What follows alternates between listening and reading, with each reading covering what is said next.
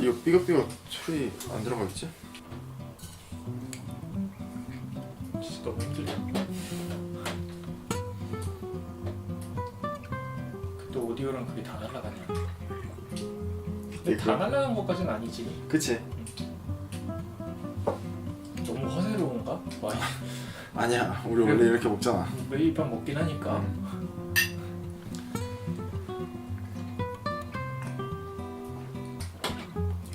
근데 지금 너무 빈속인데? 괜찮아. 인사하자. 안녕하세요. 구름제작자 아니 구름제작자였다. 난 구름제작자도 맞아 근데. 맞아. 개념미술가 이동준입니다. 구름자격자 장현영입니다. 저희가 이렇게 앉아서는 거의 두 번 진짜 오랜만인 것 같아. 맞지. 그 처음에 하고 처음에 나서 한번 아침에 하고 정신 나가가지고 두 번째 저녁에 하고 이번째 이렇게 세 번째로 하고 있는 것 같은데 대형박물관 편을 보신 분들이 있으시겠죠. 많이 보셨어.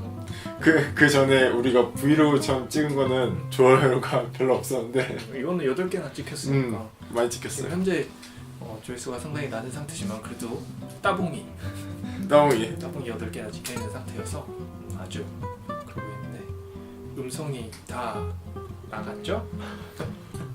저희가 아직 마이크나 이런 이용에 조금 능숙하지 못한 상태여가지고 그리고 설명도 그러니까 더 할 수 있었는데 더 할 수 있었는데 순간적으로 이제 정말 우리 아무 생각 없이 이러고 있다 자 이제 가자 그러고서 즉흥적으로 한 거여서 조금 더 디테일한 설명이 가능한 그런 부분들이 많았는데 저희가 좀 아쉬운 점이 많기도 하고 오디오가 완전히 나가서 잘 안 들리는 부분도 맞는 부분도 있는 것 같아서 저희가 오늘 이렇게 한번 영상을 보면서 보충 설명을 조금 해본 저희는 설명 요정들이라고 지금 설명 요정 여기 이게 날개 달리는 거야?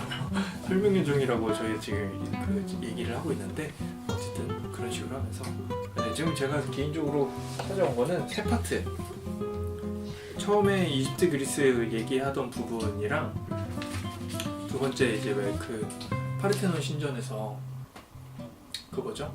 그리스, 영국, 독일 이런 거 얘기하면서 흰색 제가 환상 영국 미학자라고 얘기를 했잖아요. 실은 독일 미학자거든요. 잘못된 정보를 주면 안 된단 말이야. 그래서 그 자막으로는 고쳤는데 음성으로는 고칠 수가 없으니까 여기서 이렇게 조금 더 얘기를 해보는 시간을 가져보도록 하도록 하고요.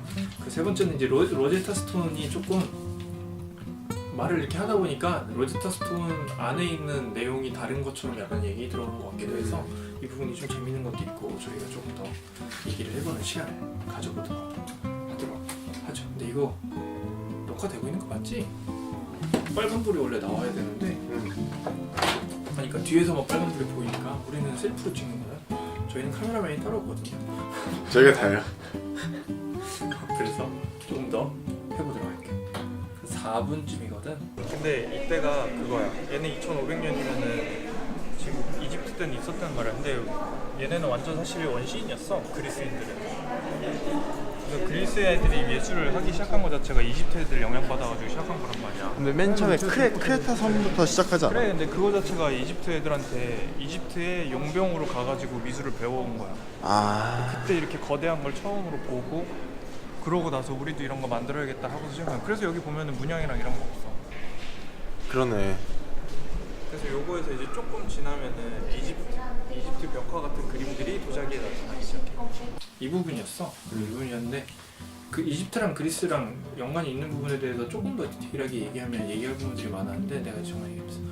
그리스인들은 원신들이었어 이러면서 지나가 버린 거지. 내가 그냥 너 편집하면서 나 왜 이렇게 싸가지 없냐? 이집트가 문명 중에서 제일 오래된 문명 중에 하나란 말이야. 그렇지. 메소포타미아, 이집트, 황하 문명 그게 하나 더 있지 않나? 메소포타미아, 이집트, 황하? 인더스 문명. 맞아, 인더스 문명. 맞아, 인더스. 그래서 이집트는 기원전 3,500년부터 시작된 문명이고 그리고 그리스는 기원전 한 2000년 너가 말했던 여기 안에서 말했던 크레타 문명, 미케네 문명 그런 애가 2000년 정도부터 됐던 곳인데 이집트는 기원전 2800년에 이미 피라미드를 짓기 시작을 해버린단 말이야. 2800년에. 그러니까 그러니까 아예 그리스 기초 우리가 원시 문명이라고 얘기했던 그 문명보다 거의 한 1000년 800년, 1000년 빠른 시간부터 이미 건축물들을 만들고 있는 그런 시대여가지고 사실 엄청나게 앞서 있던 거지 시기적으로는. 그리스가 이집트에 가가지고 미술을 배워왔다 그러잖아. 근데 그게 기원전 700년 정도야. 기원전 700년? 기원전 700년 정도에 그리스 애들이 용병으로 이집트에 가. 그리스는 사실 그때부터 왜 스파르타 아테네 얘기하잖아. 그때가 그때야. 스파르타 아테네가 막 이제 떠오르고 하면서 힘이 생기고 그랬던 건데 이집트는 워낙 외침이 없던 그런 문명권이어가지고 오랫동안 있었던 것도 있었단 말이야. 그래가지고 싸움을 잘을 못했나 봐. 근데 막 그리스나 이쪽은 맨날 내전이 있고 맨날 싸우고 이러니까 이집트 그때 파라오 왕이 그리스 사람들을 청동의 사내들이라고 불렀던 말이 있대. 그때 철기를 사용하지 않았어. 잘 사용하지 않았는데 그러니까. 청동의 사내들을 불러와라라고 하면은 그리스에서 용병을 불러오는 거야. 그래가지고 거기 보면은 나우크라티스라는 섬이 하나 있어 이집트에. 이게 나우크라티스 요즘에도 되게 많이 연구가 되고 있는 섬인데 거기에 보면은 이집트랑 그리스인 혼혈이. 그럼 그게 지중해에 있는 거야 아니면 나일강 쪽에. 그러니까 이집트 쪽 끝쪽에 해가지고 그리스랑 이집트 사이에 있는 거지. 섬인데 이집트 파라오 왕이 거기를 줬대 그리스인들한테. 근데 거기에서 이집트인이랑 그리스인이 같이 살기도 하면서 이러면서 두 문명권이 연관이 있었다는 걸 보여주는 건데. 그러니까 그리스가 그때 미술을 배우기 시작해서 그때 용병으로 갔다가 돌아오면서 그때 처음으로 거대한 신전들이 나오기 시작하는 거야. 이제 그 이집트의 커다란 건축물들을 보고 따라서 이제 만든 거구나. 근데 그거 중에서 되게 몇 가지 재밌는 것들이 나오는 게 그리스 애들이 기원전 700년에 용병을 다녀오면서 이집트의 한 거대한 이제 사원을 지나면서 사원 거대한 석상 다리에다가 낙서를 해놓은 거야. 그때나 지금이나 아주 그냥 낙서를 해놓은 거야. 거기다가 나 어디에 커다란 원정을 다녀왔다라고 병사 이름 2개랑 누구 왔다 감 이런 거야? 그런 걸로 진짜 써놓은 거야. 기원전 700년에 그래서 그 다리에 그 자국이 아직까지 있는 거야. 그 자국이. 그래서 그때 용병을 다녀왔다는 것도 그거를 통해서 밝혀졌고. 근데 그러고 나서 이제 그 섬에서 한 사람의 그 석상 같은 게 있었는데 그 뒤에 그게 누구인지 나왔는데 아빠는 그리스인이고 엄마는 이집트인인 거야. 혼혈인 거네. 그냥 혼혈인 거지. 그러니까 근데 혼혈로서 그렇게 한 공간에 살면서 그게 석상까지 만들어질 수 있다는 거는 두 개의 그런 문명권이 함께 살고 있던 그 지역이 그렇게 막 박해를 받거나 그런 거 없이 되게 자연스러웠다는 거를 보여줄 수밖에 없어. 그리고 엄청 그 혼혈의 그러니까 두 문명이 합쳐졌다는 게 오래됐다는 것도 증명할 수 있는 거네. 그럴 수 있겠죠. 오랫동안 계속 교류도 있었고. 그리스가 되게 척박한 땅이래 원래. 산밖에 없잖아. 그래서 막 올리브밖에 없고 막 이래가지고 어쩔 수 없이 밖으로 나가서 식량을 조달할 수밖에 없는 곳이란 말이야. 근데 이집트는 옛날부터 밀이랑 이런 게 되게 재배가 잘 되는 곳이어서 로마 시대 때도 이집트를 그렇게 가지고 싶어 했어. 그럼 이집트를 가지면은 밀을 계속 가져올 수 있단 말이야. 나일강이 있으니까. 밀 공급이 너무 자유로워지는 거야. 그래서 이집트는 왜 로마는 속주라 그러잖아. 이탈리아 땅 외에 있는 거를 이집트만 왕 소유지야. 그 정도로 현재 이제 소유지인 거야. 그러니까 거기를 가지고 있으면은 로마 시민의 식량을 자기가 컨트롤할 수가 있으니까 하나의 권력이었던 거지. 근데 이집트가 그 정도로 풍요로운 땅이었던 거지. 그래가지고 문명도 아마 제일 먼저 생겼을 거라는 말도 있고. 그래서 그렇게 빨리 나타났다는 말이 나왔지. 그래서 근데 이 부분에서 이제 이집트 그리스 해가지고 그럼 어떻게 배워왔냐 이런 것도 말이 나올 수가 있잖아. 근데 이거에 대해 되게 확실한 증거로 나오는 게 이집션 블루라는 색깔이 있단 말이야. 근데 파란색이라는 색깔이 그 자연에서 얻어낼 수 없는 색이래. 자연에는 없는 색이지 파란색. 자연에서 되게 얻어내기가 어려운 색이래. 파란색 꽃도 많이 없고 그래서 인공적으로 만들어내지 않는 이상 파란색 염료를 만들 수가 없대. 이렇게 돌이랑 뭐 이렇게 섞는 건가? 그러면 막 불로 태워가지고 독이 만들듯이 해서 이렇게 돌가루처럼 하나 나와서 그걸 이제 으깨서 쓴단 말이야. 그걸 이집션 블루라고 한단 말이야. 근데 그거를 이집트에서는 기원전 3,500년 전부터 사용을 했어. 3,500년 전에 벽화에 이집션 블루가 칠해져 있어. 그래서 이집션 블루라고 한단 말이야. 근데 근데 그게 이제 기원전 700년 이상으로 나타난 그리스에 있는 석상들이나 이런 데서 나타나기 시작하는 거야. 그러니까 눈동자의 이런 색깔에 그렇게 이집션 블루랑 똑같은 성분의 그게 나와. 그러니까 이집트에서 배워왔다는 말 외에는 딱히 이게 뭔가 어디서 설명이 안 되는 설명이 거지. 안 되는 거지. 그런 이제 이집트와 그리스의 이런 관계를 이렇게 더 얘기할 수 있었는데 얘네들은 웬시인이었어. 근데 이집트한테 영향받아가지고 미술 시작한 거잖아 라고 끝냈지. 거기서 끝냈지. 끝내버린 게 참 문제였다는 생각을 좀 하고요. 네, 제가 다 얘기했습니다 이번에 빠짐없이.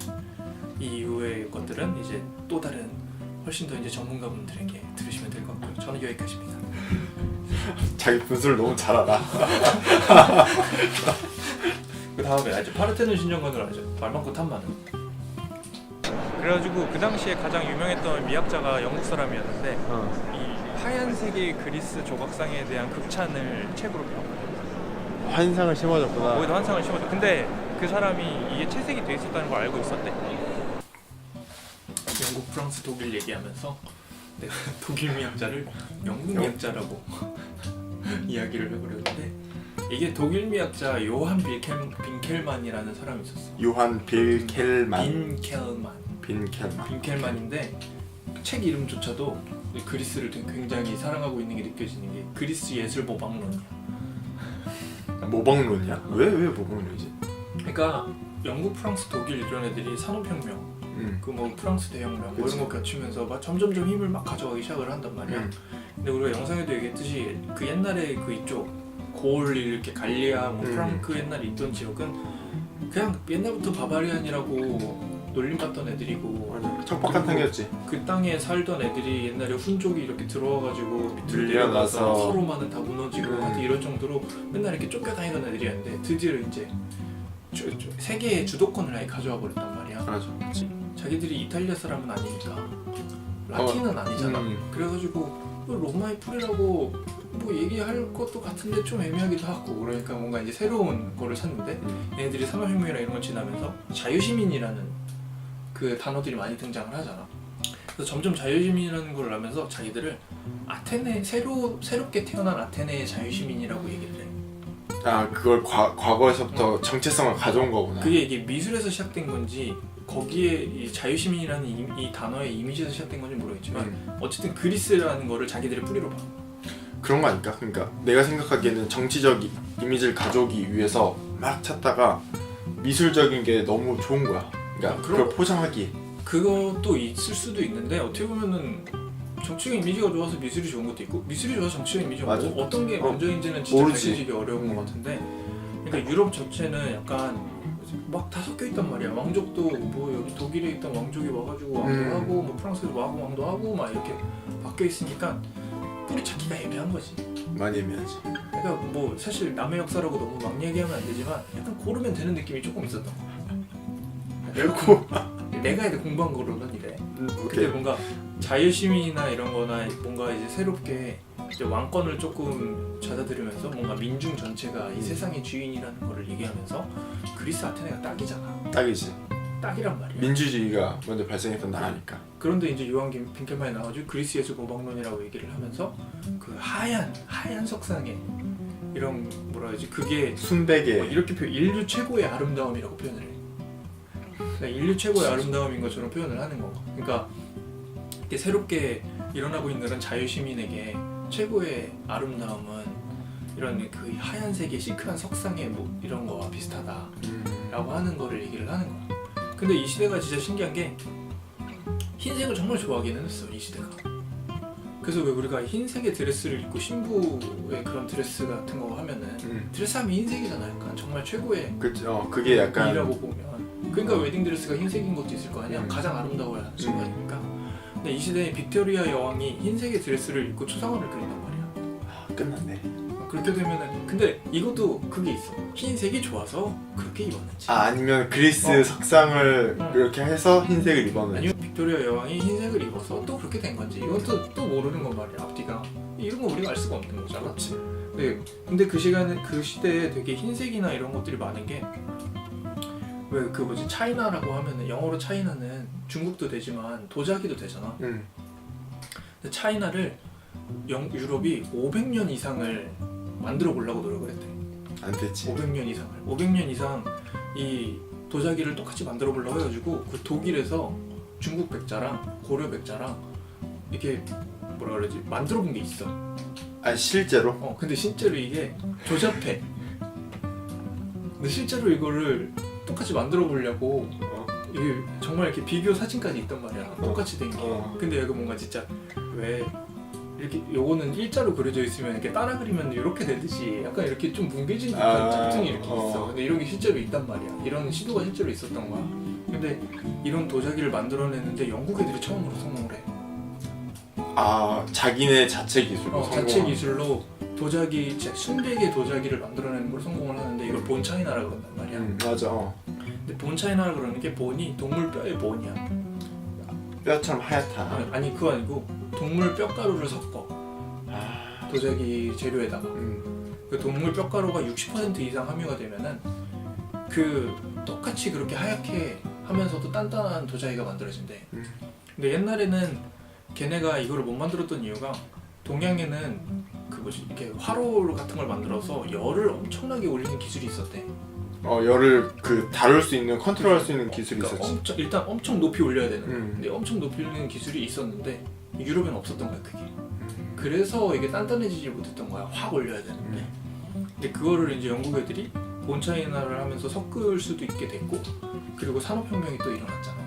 그러면서 석탄에 그 불을 이용을 해서 처음으로 도자기를 그 뭐지 산업화시킨대. 대량으로 그러니까 찍어낼 대량으로 찍어낼 수 있게 된 거야. 그래서 이 순백의 하얀색의 차이나를 누구나 가질 수 있게 된 거지. 그러니까 이게 그냥 공업품으로 나온 거야 시장에. 흰색에 그렇게 집착을 한 거야. 순백의 이런 흰색. 그럼 영국 그게 약간 영국으로 인해서 그 순백의 이미지가 전 세계로 퍼져나간 거고. 나도 잘 모르겠어 사실.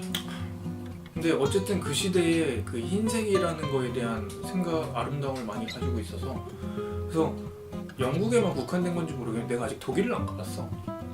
가보면 되지. 그래서 내가 프랑스는 자주 가보고 그랬는데 프랑스에 비하면은 영국의 건축물들은 되게 단순해.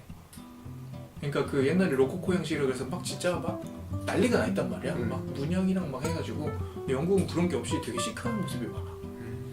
근데 그런 게 이런 거랑 약간 연관이 있지 않을까 하는 생각을.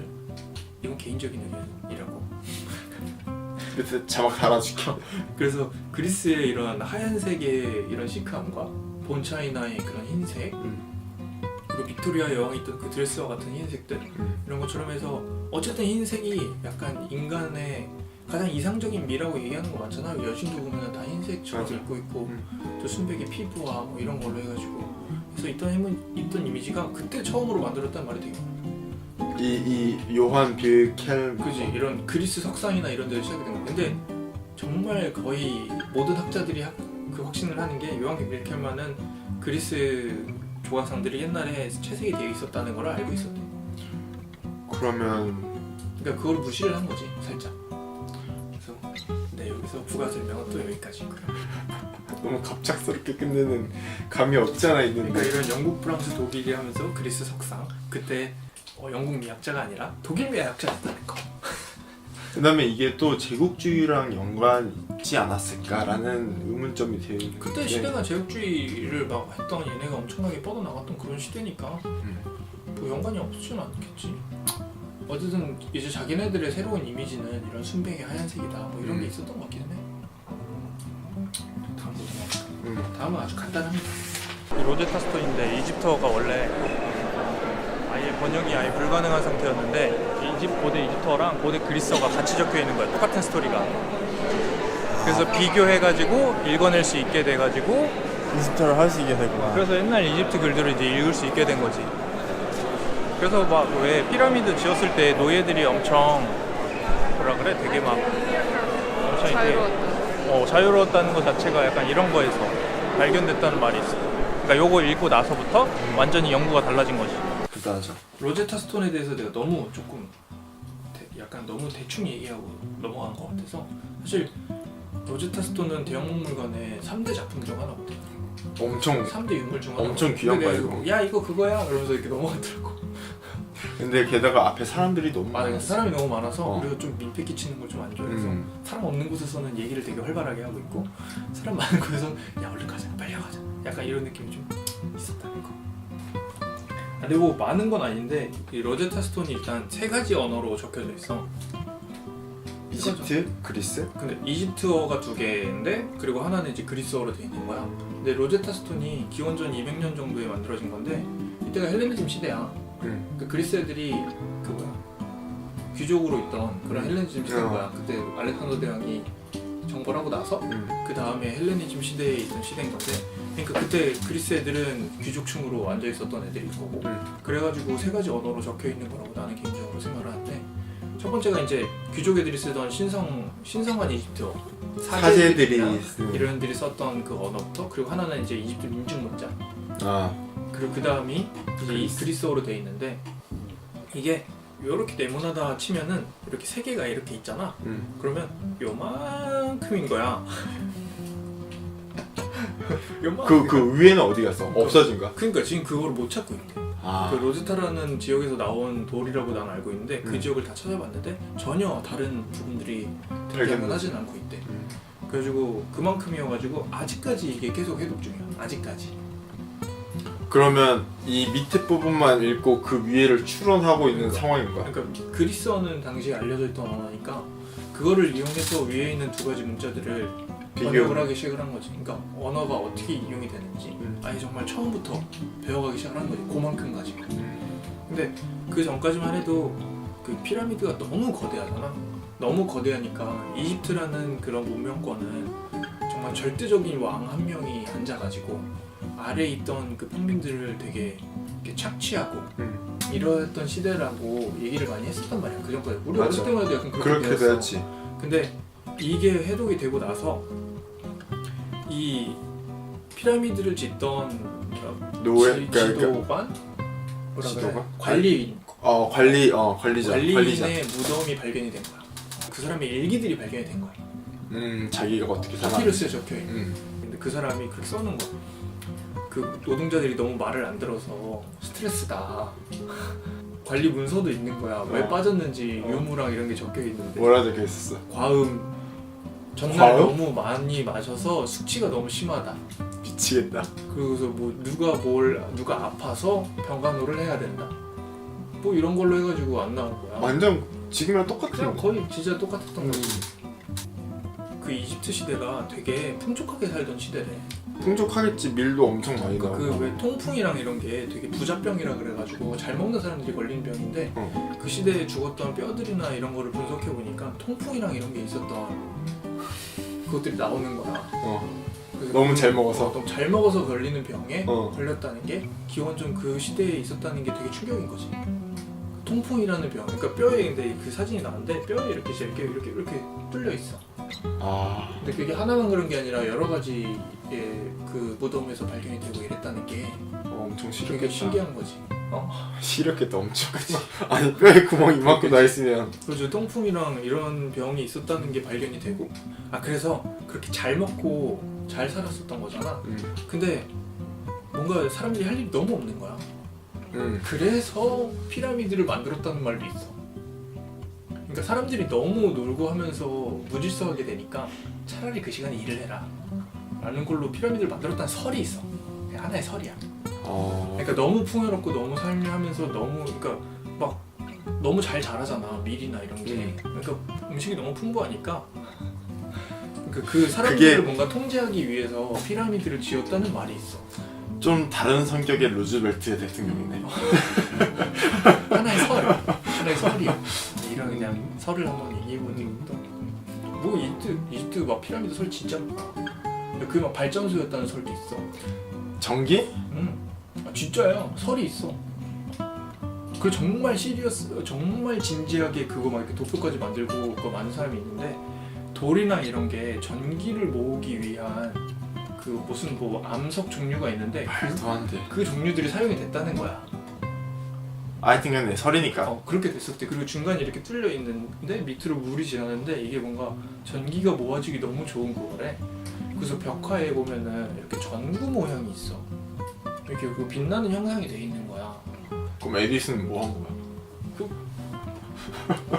근데 그 전기의 양이 너무 적어가지고 어. 그 전구 하나 정도 비추는 거에 정도였다는데 피라미드를 만드는 정도면은 그거 하나 해가지고 사람들한테 우아하게 보이는 것만으로도 자기의 왕권을 유지시키기 되게 좋은 쇼였을 수도 있잖아. 그렇지. 뭐 태양이 뭐 내 뒤에 있다 뭐 이런 심지어 식으로. 어떤 도기는 건전지랑 비슷한 역할을 할 수 있는 도기가 있대. 안에 뭘 이렇게 넣어가지고 이런 식으로 돼가지고. 물론 이거 나중에 읽은 거야. 내가 연구한 거야. 읽은 거지.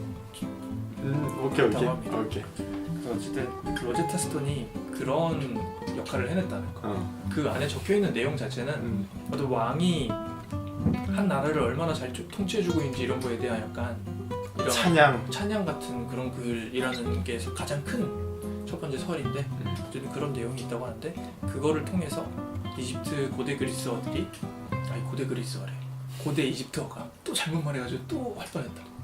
고대 이집트어가 그 해석이 돼가지고 읽을 수 있게 돼서 이런 영구적인 변화들이 생겨났다는 거.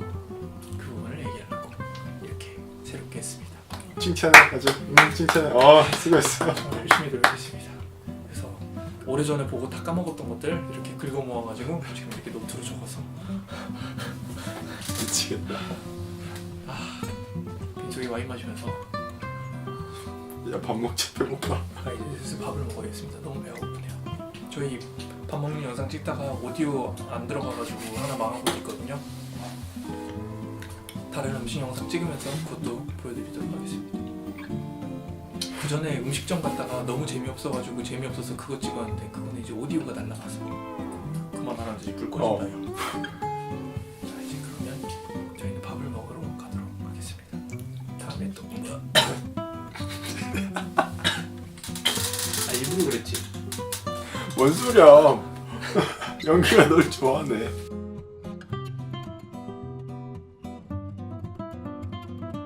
안녕.